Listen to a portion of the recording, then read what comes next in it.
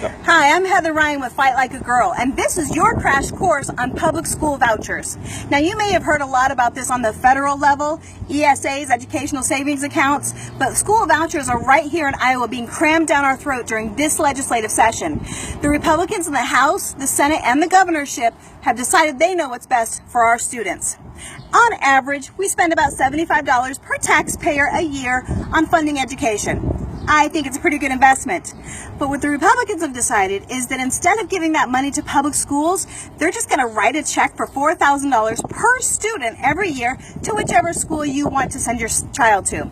So if you want your kid to go to a private Christian school, they'll write them a check for $4,000. I imagine that private Muslim schools won't apply. If you want to stop sending your kid to school and homeschool them, they'll give you a check for $4,000 per student every year. Or if you want to send them to one of those online schools, you can do that too. They'll send them a check for $4,000 every year. So let's review.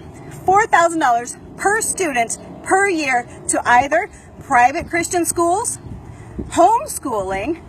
Who homeschools? Wasn't the whole idea when I had kids to give them a better education than me? I'll never homeschool my kids because my kids would never be smarter than me.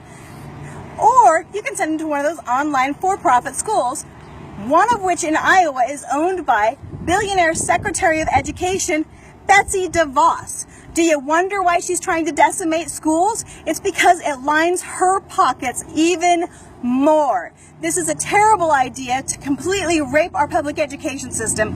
And what I'm asking you to do right now is call the Iowa legislature at 515-281-5591 and tell them to stop taking money from our public schools, because that is our future.